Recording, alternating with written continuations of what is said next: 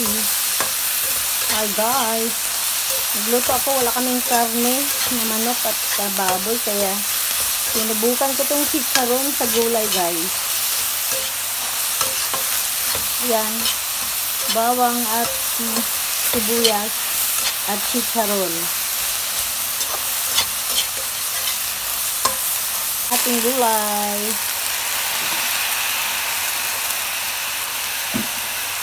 Yan ang gulay guys. Repolyo at saka carrots at saka bell pepper. Kunting asin guys. At Ajinomoto at ating toyo.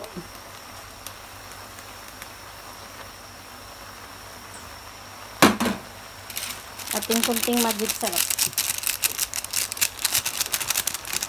At atin ang haluin. So, ito na guys. Nahalo-halo ko na siya. Try din ninyo na chicharon lang ang sahog. So, half cook lang siya guys. Ready to eat na siya. Chicharong bulaklak. Ay, baboy pala. Balat ng baboy dahil wala kaming pang sahog. That's all. Thank you for watching.